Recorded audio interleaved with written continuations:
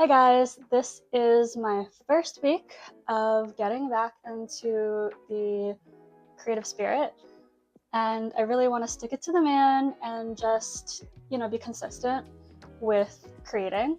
And I know that's so vague, but I definitely want to start getting back into painting and doing pastels again.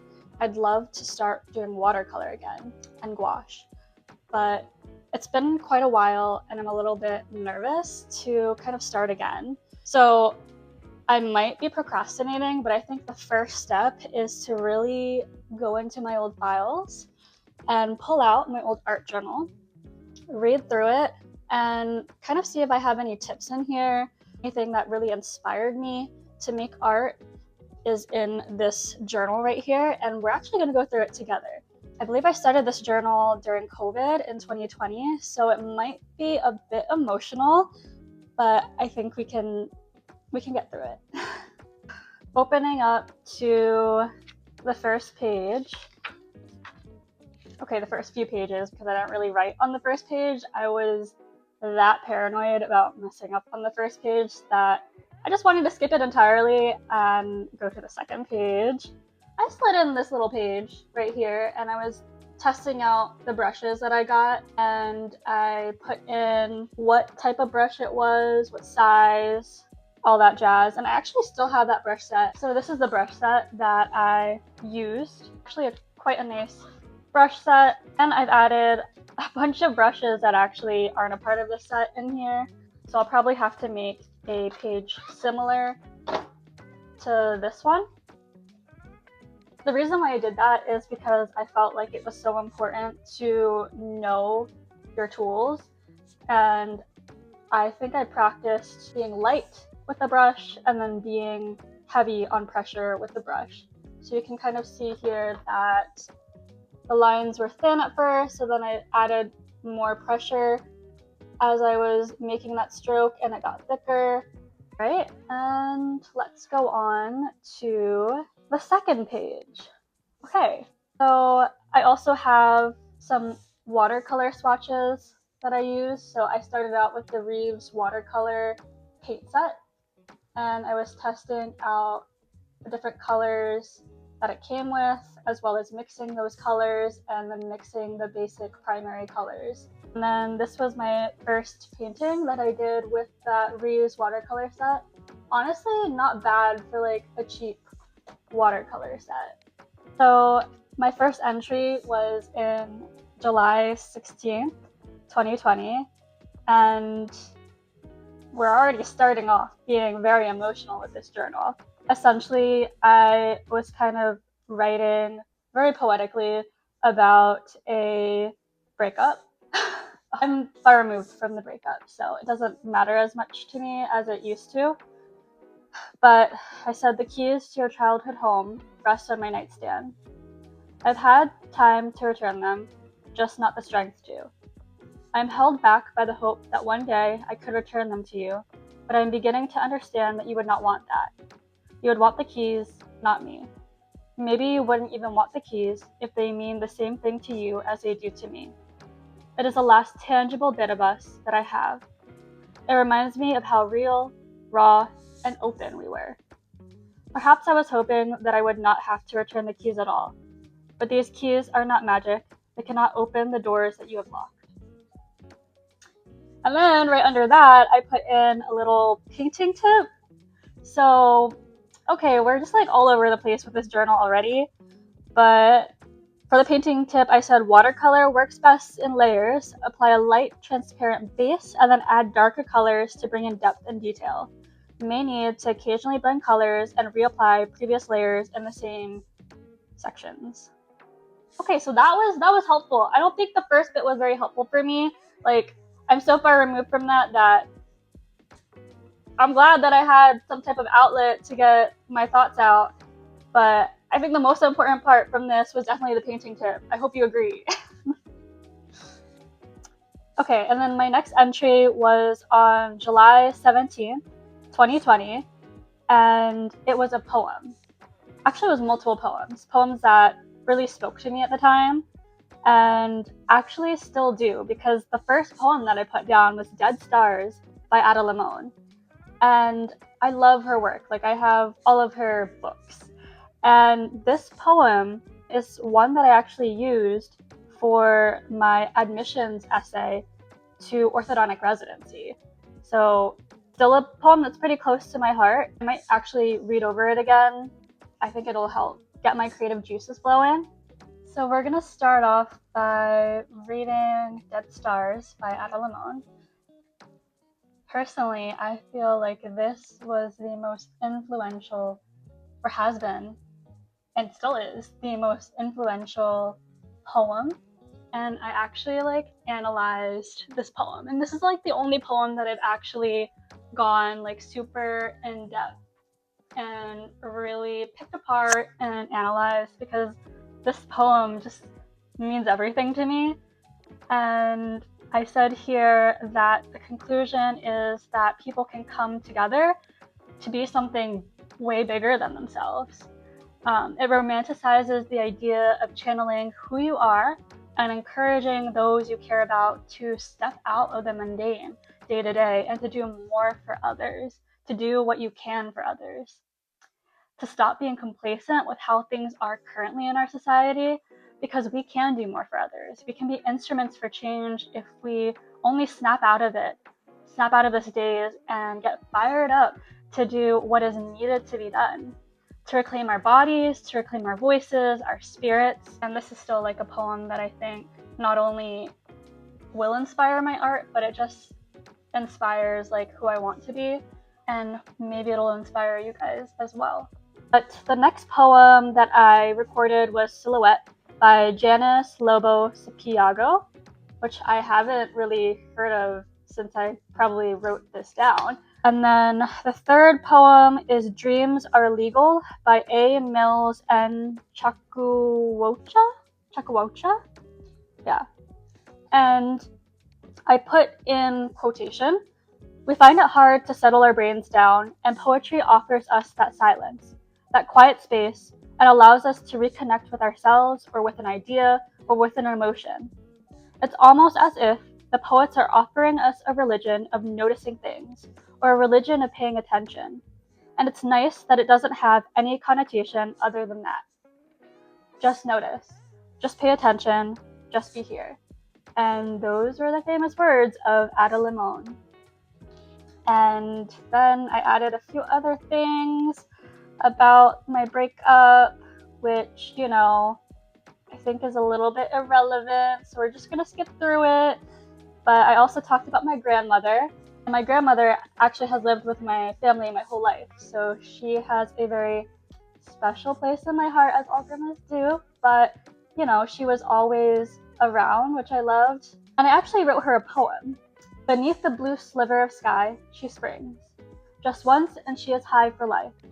A phototropic phenomenon, brushing weathered petals against the coarse cheek of the sun. Pursed lips, now a delicate kiss of outpouring light, to sprout bits into beings, whole and upright." And then I actually have a tip about poems. And it said, "Use similes and metaphors to make writing more detailed and vivid. It can give character to things, ideas, etc." And then I have a second poem tip. I didn't even stop with just one, but I said concrete details will give you a good sense of one of your senses: sight, sound, taste, touch, and smell. I haven't tried to write a poem in a while. I think it's been since dental school. I have a hard time with words sometimes. Yeah, that's it. Will I get back to that stage of my life? Maybe. So you guys are in for a ride. Just all over the place. I can't help it. I really can't. I then made an entry on July 19th of 2020, and I said, "I had a wonderful day. I woke up at 4 a.m. to make coffee for Anita and I." So Anita is one of my best friends. We met in college. It's actually a really funny story, because both of our boyfriends were best friends, and we kept getting dragged onto double dates together. And then it got to the point where we started clicking, and that was after breakup. And I always say this, but she's the best thing to come out of that relationship. So I'm so happy to have gotten a best friend out of that rough period of my life. But we went to Sandbridge to watch the sunrise. It was a neon pink circle rising until it emerged from the cloud as our yellow sun. It reminded me of a cartoon. Anitha and I enjoyed the high tide, and a guy came up to us to play the ukulele. We ate cherry pancakes that I made the day before. I enjoyed feeling the sea foam on my skin and the serenity of the atmosphere as the world, or at least my part, was waking up. Anitha and I then went to the botanical gardens where we walked alongside beautiful flowers like hydrangeas, azaleas, and roses. We met up with Nina at the Egg Bistro for brunch, and I downed a peach Bellini and was on a good high, which continued at the beach where I drank Moscato and let the waves sweep me off my feet until the storms threatened to come in and we scattered. My family cooked steak and got me an Oreo ice cream cake. I am on a high and I am scared to come down. I appreciate everyone in my life and I feel so happy to have had them all under one roof. I feel spoiled and maybe a bit guilty that I do not deserve this happiness. I got a lucky straw. I pray for the safety of all I love, and I'm thankful for what I was given. I'm trying to savor the day, and I'm wondering if I was present enough. I hope to remember this day forever. I cannot believe that I am 22. It is crazy. I feel old. I miss being 21. And then here is a painting that I tried to make, again with the Reeves watercolor set. I got inspiration for this painting on Pinterest. Yes, Pinterest. It's not my favorite painting that I've done. On July 20th, 2020, I wrote a poem. It starts with the rising of the neon sun, being birthed by the moody cerulean sea. Playful ocean moose caresses the sunscreen-slathered skin of your Achilles tendons, as Orpheus approaches with cherry eyes to strum you a soft tune spun from white wisps of the serene blue yonder. And the wings of the swallowtail will sweep you off your feet, like the fierce high tides that keep you at bay. It is in the Bristow Butterfly Garden where nature's breath can be heard dancing through phlox and sassafras trees, like oxygen surging through branches and bunches of bronchi, bronchioles, and alveoli. Lightning will bleed down the sky as a storm shatters, but you are safe. You are home with the souls you love, under the roof of a butterfly hut. 22 years came, bundled in endless beginnings, and aged one wish, to savor every drop that comes your way. And then on July 21st, 2020, I was talking about this painting, and I said that I had a stressful day at work and I felt too drained to paint, but I still ended up painting, and I really wasn't happy with this picture. And see, I still remember that I wasn't happy with it. Like, it stayed with me for a long time. Let's see. It said that I should have randomized petal colors in the flower instead of layering them a different color. Also should have focused more on the butterfly wing details instead of blocking in colors. I want my butterfly to look more delicate. Perhaps I should add more water to my paints when layering the wing colors. I will redo the painting tomorrow and try less wing layers and better brush details. Did I do it again? I don't think so. I don't remember ever doing it again.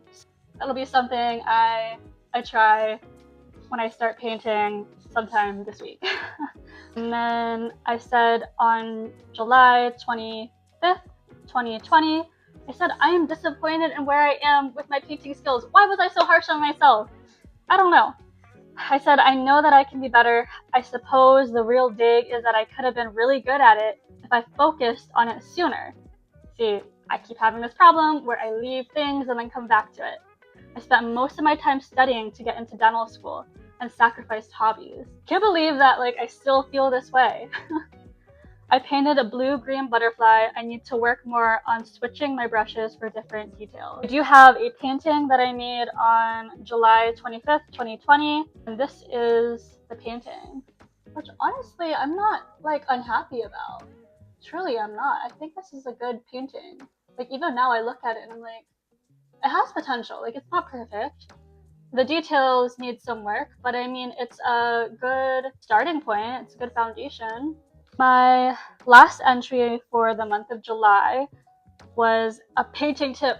Finally a painting tip. I've been reading through this and it's all like sappy stuff from my breakup and just like loving life, which like it's great. But I was also here for the painting tips, you know? So I said painting tip, when I blend with gouache, I don't blend it on the paper. Instead, I lay out all the colors. For example, when laying down red and yellow for orange, I will pick up yellow, then lay in orange, and then red, and try to smooth out the paints in between because gouache dries fast. And this was by Jess Chung. Then I said on painting, every painting has an ugly stage. You just have to keep going through it until you get to a better stage. Okay, I really have to internalize that and feel that and like also apply that to like art, but also on a broader spectrum, just like life in general. I think anytime you're starting something new especially, it looks kind of crazy at first. It might look like it's going nowhere, but you have to persevere, and I think that's like the biggest thing about art is persevering. Definitely feel like a different person than I was in 2020, and I definitely am. I do think that I was onto something in 2020, something that I never stuck through with, and that is that you have to push through things that are hard. You can't just give up and walk away.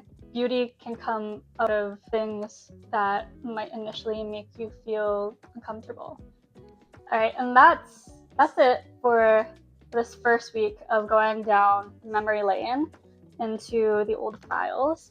I already feel like I have a better sense of what I want to create. Honestly, maybe all I need is I just need to do it. You know, we'll delve through the rest of this journal in the upcoming videos, find those little nuggets of inspiration and tips that I have hidden in here, and we'll go through it together.